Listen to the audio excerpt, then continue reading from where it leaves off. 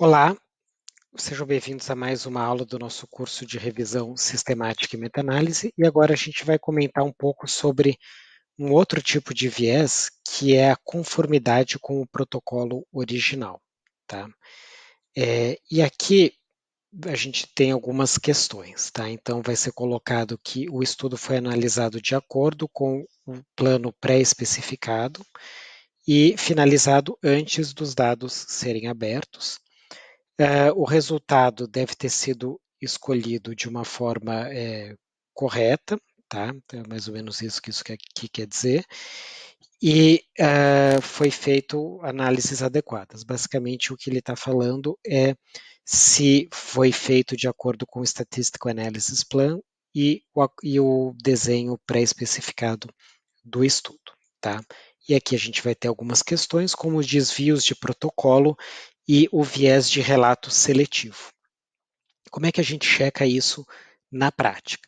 Tá? Então, aqui é algo também que a gente tem que aplicar com uma certa parcimônia, porque dependendo de quão rigoroso a gente queira ser, pode ser que não sobre muita coisa, tá? Digamos assim. Então aqui quero mostrar um paper que a gente publicou recentemente, né, numa boa revista, no JAMA Psychiatry, e o que é interessante aqui, tá? Então aqui está o estudo, mas quando a gente vem no material suplementar, tem aqui o protocolo do estudo. Tá? Tem, na verdade, 3 suplementos. O 2 é o material suplementar propriamente dito, né? Mas o suplemento 1 é o protocolo do estudo. E aqui o que a gente coloca? O protocolo original do estudo. Tá? Então aqui, na verdade, o que foi submetido para a fundação. E depois disso, a gente descreve todas as mudanças que foram feitas. Tá? Então, por exemplo, aqui o que foi aprovado, o que foi publicado, tá? Depois eu vou chegar aqui também, e o relato atual. Então, não teve mudança de acordo com a hipótese principal, randomização, alocação, cegamento. Algumas mudanças no secondary, aqui está errado, secondary objectives, e no geral não teve grandes mudanças, e depois resumos específicos no Statistical Analysis Plan, tá bom? Então aqui tá o que a gente fez, né? Tá na verdade uma maneira ideal, claro que se for fazer uma revisão sistemática disso aqui, vai ver que não teve desvios do protocolo, mas está tudo muito bem documentado, né? Se alguém quisesse ter checado isso, poderia vir em outras fontes. Então, por exemplo, o paper do protocolo. Opa, desculpa, esse é outro protocolo. Então, vocês veem até que a gente sempre publica o protocolo do estudo para evitar, para poder ter esse tipo de checagem. Tá? O protocolo do estudo que eu estou abrindo é esse aqui.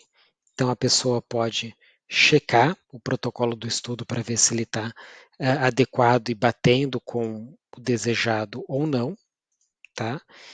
E pode ser checado também de uma outra maneira, como eu comentei com vocês, né? Foi registrado no clinicaltrials.gov, então aqui pode ser checado também, tá? Teoricamente, o que a Cochrane recomenda é que sejam checados é, todos os protocolos de todos os estudos que vocês incluírem, tá bom?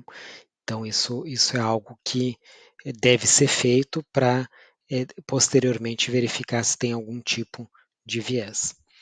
E depois a gente classifica pode eventualmente detectar, né? Esses são os vieses principais que eu comentei com vocês. Eventualmente haveria um ou outro viés adicional que a gente não cobriu, né? Lembrar que tem dezenas de tipos de vieses e esses são os principais, mas eventualmente pode ser notado algum outro. E aí no final se classifica um risco de viés geral, que ele pode ser baixo, e aqui já é um pouco mais da Cochrane, tá? Ele pode ser baixo, indeterminado ou alto, tá? Baixo vai ser quando a maioria das informações vem dos domínios de baixo risco, indeterminado quando a maioria das informações vem de baixo ou indeterminado risco, e um viés geral alto é quando um número importante vem do alto risco. E por que isso é importante? Porque depois, em cada estudo vai ganhar uma classificação, a gente até usa um sistema de cores, então baixo risco é verde, indeterminado amarelo e alto é vermelho, e numa reanálise a gente classifica só aqueles estudos que têm, só roda de novo aqueles estudos que têm baixo risco de viés, tá bom? Então, isso vai ser importante para avaliar depois como um todo, ok? Então, esses são os principais vieses da validade interna.